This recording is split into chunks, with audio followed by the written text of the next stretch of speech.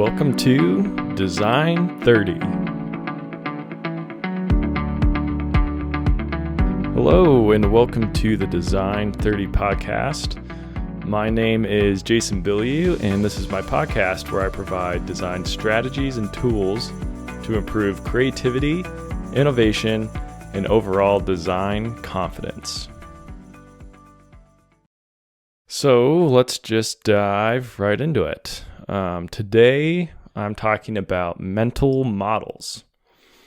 So before we dive into what exactly a mental model is, we need to talk about a conceptual model.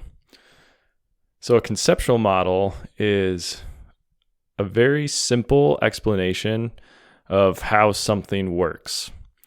It's not a complete explanation, and it's usually not an accurate explanation. Well, maybe not usually, but not necessarily an accurate explanation. But it must be useful. And a conceptual model can take many different forms. It could be a simple diagram on the product. It could be a YouTube tutorial that maybe they just point you towards with a UPC code or something like that. And it also can be simply assumed. If the product is simple enough, there can be an assumed or an implied conceptual model. So from that, then, what is a mental model? Well, a mental model is more from the user's perspective. So it's the user's mental concept of how a product works and how it operates. It's the conceptual model that people literally have in their minds when they're interacting with your product. And so different people can have different mental models. The same person might even have multiple mental models for the same product.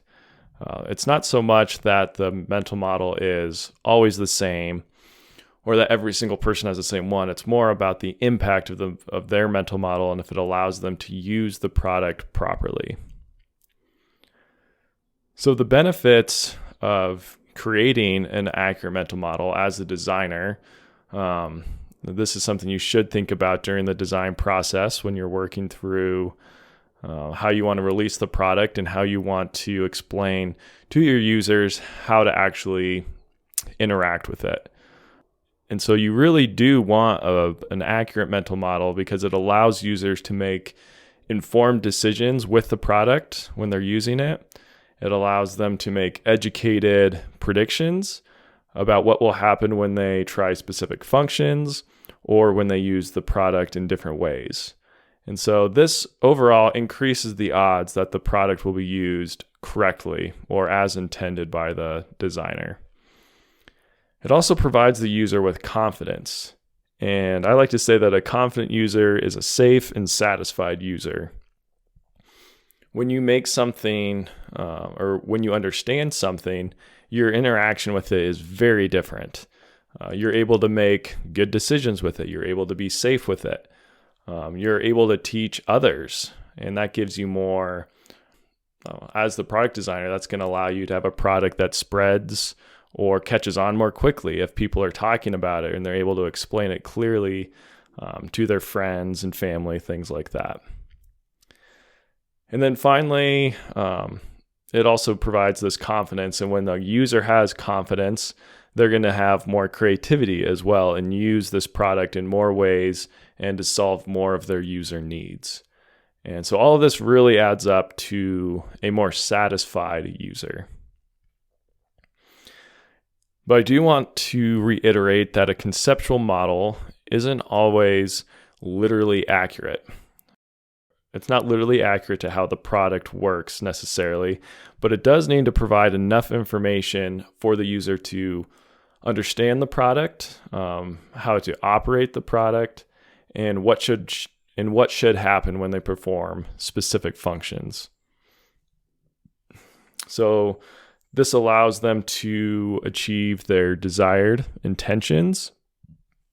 And also, if an undesired result occurs from some action, then they will be able to more accurately respond to that undesired result.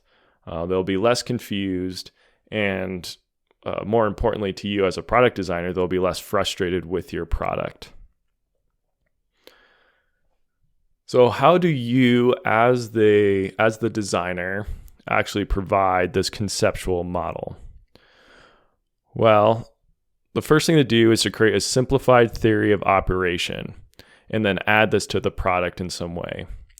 So you want to come up with a theory of operation, how this product should be used by the user, and then figure out some way to communicate that to your user. So this can be a literal map on the product showing exactly where certain features are at and what their functions are.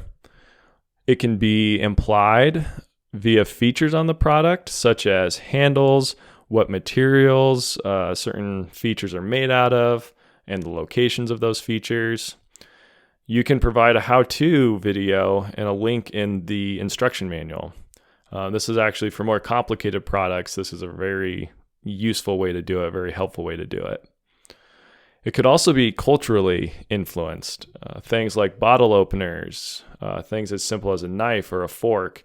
They're common things that we've all seen and we already have a mental model of how they should be used. And culture does play a big role. For example, if you're someone who hasn't been exposed to something like chopsticks, you can actually find them quite a bit confusing. I remember the first time I tried to use chopsticks and I was not very good with it. People don't know if you're supposed to poke things with it. Are you supposed to just kind of shovel it like you would with a spoon? Are you supposed to pick up individual pieces of food, whatever you're eating with it? So without that cultural background and that mental model that arises from it, it can actually be pretty difficult to figure out how to use something as simple as chopsticks. So as the designer, how do you know if your mental model is good? Well, I would say the best way to do this is actually put it in the hands of users and then start watching them, interviewing them, and gaining user feedback. So you want to see if your users are frustrated. How often are they making mistakes in improperly using the product? Are they damaging it? And this is a huge indicator. If they keep damaging the product, then there's a good chance they don't understand it, or they don't understand how it's supposed to be used. And then how do they respond when they make a mistake or when something unexpected happens? Do they immediately have ideas of how to correct it? Or are they dumbfounded and then even more frustrated? They just have no idea why this is happening. And then you can even ask them, can they explain what they tried and why it didn't work? Do they have any idea of what's going on with the product?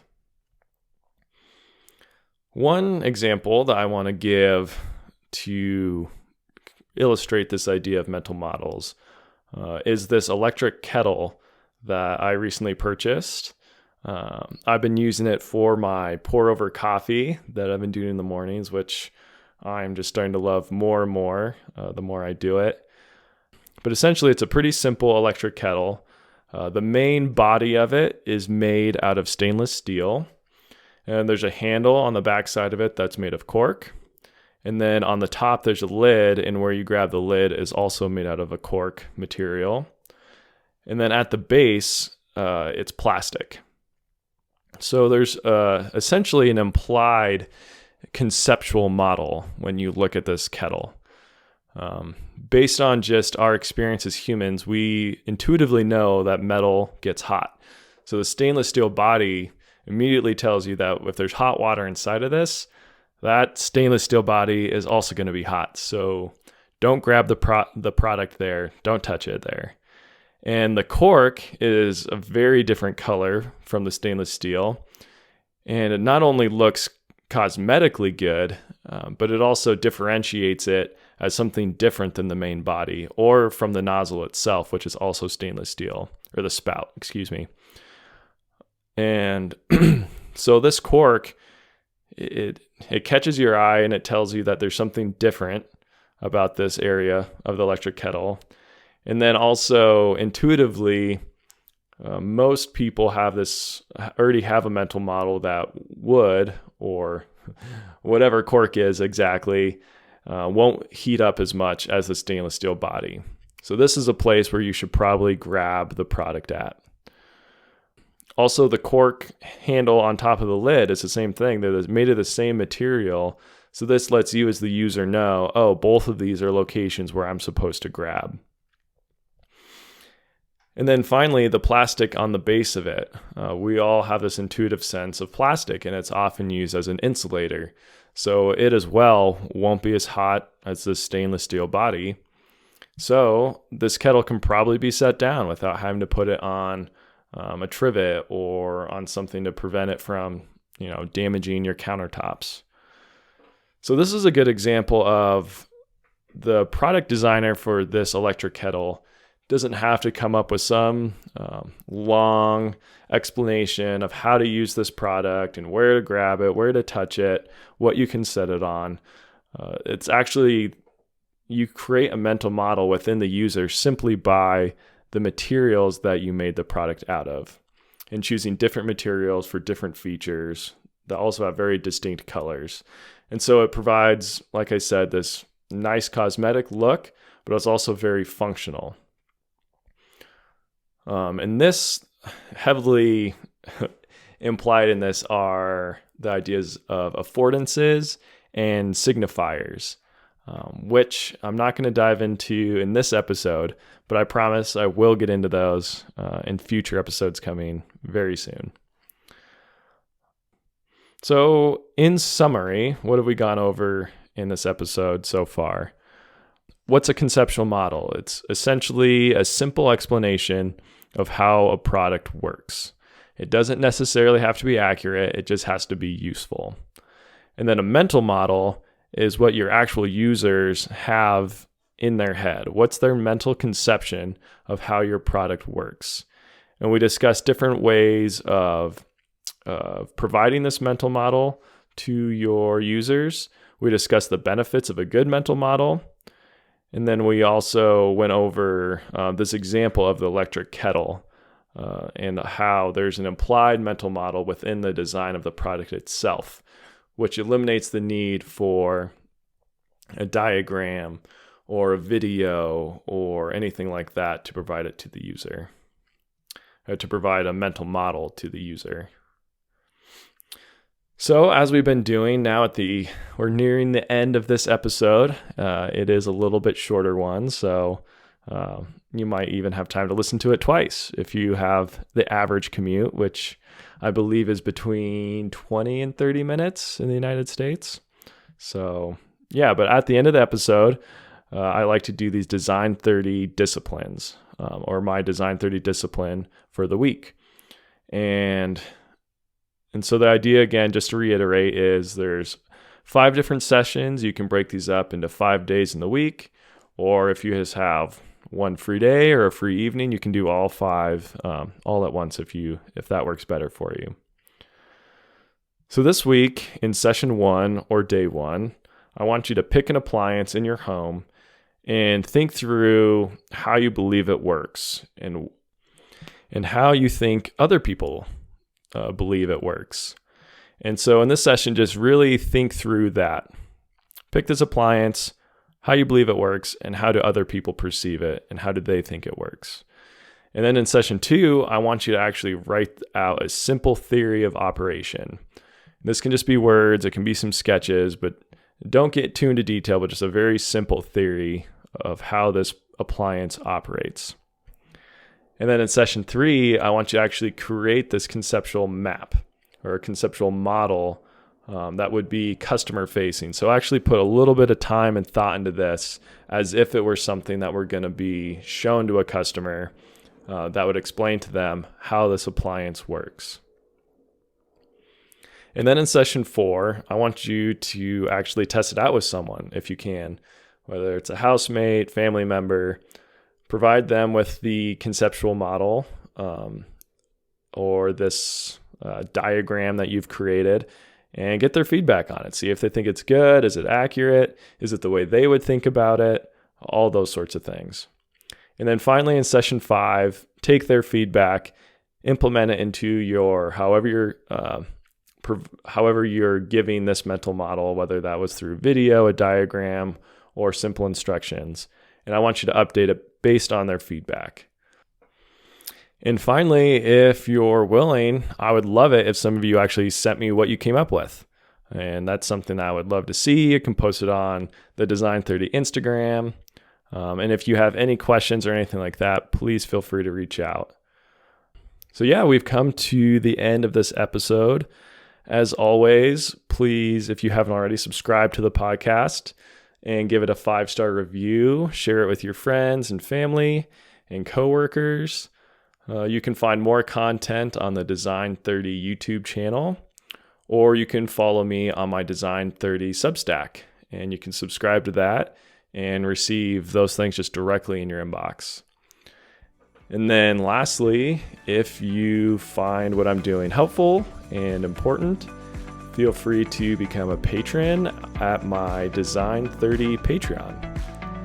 And with that, we're going to close out this episode of the Design30 Podcast. Thanks for listening.